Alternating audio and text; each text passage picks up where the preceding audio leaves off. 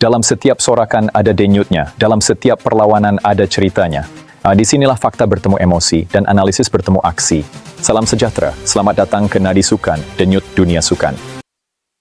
Apakah Johor Darul Ta'zim benar-benar mampu kekal dominan tanpa keribat pemain import? Adakah kekuatan sebenar pasukan ini terletak pada sistem, bukan individu? Jika bintang luar tiada, siapa yang akan bangkit memikul tanggungjawab? Dan paling penting, adakah dominasi JDT di Malaysia akan mula goyah? Menurut laporan dan perkembangan semasa bola sepak tempatan, Johor Darul Ta'zim, JDT, telah lama dikenali sebagai pasukan paling dominan dalam Liga Malaysia dengan kejayaan demi kejayaan yang dibina bukan sahaja melalui kekuatan pemain tempatan, tetapi juga sumbangan besar daripada pemain import berkualiti tinggi. Nama-nama besar dari luar negara sering menjadi tulang belakang kepada kejayaan mereka, sama ada di peringkat domestik maupun Asia. Namun, persoalan mula timbul jika JDT terpaksa beraksi tanpa pemain import. Adakah mereka masih mampu mengekalkan tahap prestasi yang sama? Dari sudut sejarah, JDT bukanlah sekadar sebuah pasukan yang bergantung kepada pemain import semata-mata. Mereka mempunyai sistem pembangunan yang sangat tersusun, termasuk akademi yang melahirkan ramai pemain tempatan berkualiti. Nama seperti Arif Aiman, Safawi Rasid dan beberapa pemain tempatan lain telah membuktikan bahawa bakat tempatan mampu bersaing di tahap tertinggi. Ini menunjukkan bahawa asas kekuatan JDT sebenarnya tidak rapor, malah dibina dengan struktur yang kukuh. Namun begitu, tidak dapat dinafikan bahawa pemain import memainkan peranan penting dalam memberikan dimensi tambahan kepada permainan JDT. Mereka membawa pengalaman antarabangsa, fizikal yang lebih kuat, serta kebolehan teknikal yang kadang-kadang melebihi pemain tempatan. Dalam perlawanan berintensiti tinggi, khususnya di pentas Asia seperti ACL, kehadiran pemain import sering menjadi faktor penentu kemenangan. Jika kita bayangkan situasi tanpa pemain import, JDT masih mempunyai kelebihan besar dari segi organisasi pasukan, taktikal, dan kualiti jurulatih. Sistem permainan mereka tidak bergantung kepada satu atau dua pemain sahaja, tetapi lebih kepada kolektif pasukan. Ini bermakna, walaupun kehilangan pemain import, struktur permainan mereka masih boleh berfungsi dengan baik. Namun, cabaran utama yang mungkin dihadapi ialah dari segi ketajaman di bahagian serangan dan kekuatan di bahagian pertahanan.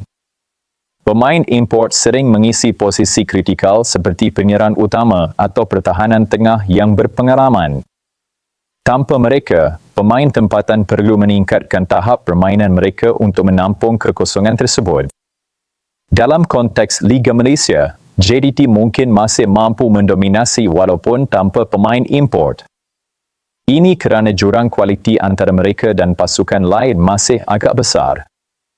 Infrastruktur, keuangan dan kedalaman skuad memberi kelebihan yang sukar ditandingi oleh kelab lain. Oleh itu, dominasi domestik mungkin tidak terlalu terjejas secara drastik. Namun, cerita yang berbeza mungkin berlaku di peringkat Asia. Tanpa pemain import, JDT mungkin akan menghadapi kesukaran untuk bersaing dengan kelab-kelab dari Jepun, Korea Selatan atau Timur Tengah yang mempunyai pemain bertaraf dunia. Di sinilah kehadiran pemain import menjadi sangat penting untuk memastikan daya saing kekal tinggi. Dari sudut pembangunan bola sepak negara, ketiadaan pemain import dalam pasukan seperti JDT sebenarnya boleh memberi peluang besar kepada pemain tempatan untuk berkembang. Lebih banyak minit permainan akan diberikan kepada bakat tempatan, sekaligus meningkatkan kualiti pemain Malaysia secara keseluruhan. Ini boleh memberi impak positif kepada skuad kebangsaan dalam jangka masa panjang. Menurut kami di Nadi Sukan, kekuatan sebenar JDT bukan semata-mata terletak pada pemain import, tetapi pada sistem profesional yang mereka bina sejak bertahun-tahun. Mereka mempunyai struktur pengurusan yang jelas, fasiliti bertaraf dunia, dan budaya kemenangan yang kuat. Ini adalah faktor utama yang menjadikan mereka sukar ditewaskan. Namun, kita juga perlu realistik, bola sepak moden adalah tentang keseimbangan. Gabungan pemain tempatan dan import adalah formula terbaik untuk mencapai kejayaan maksimum. Tanpa pemain import, JDT mungkin masih kuat, tetapi tidak berada pada tahap paling optimum seperti yang kita lihat hari ini. Kesimpulannya, JDT tanpa pemain import masih mampu kekal sebagai pasukan elit di Malaysia, tetapi mungkin kehilangan sedikit kelebihan kompetitif, terutamanya di pentas Asia. Ia bukan soal lemah atau kuat semata-mata, tetapi soal sejauh mana mereka boleh menyesuaikan diri dengan perubahan tersebut. Kongsikan pandangan anda di ruangan komen. Jika anda mahu lebih banyak analisis bola sepak tempatan seperti ini, jangan lupa subscribe, like dan share untuk sokong perkembangan kandungan sukan tempatan. Terima kasih, jumpa lagi.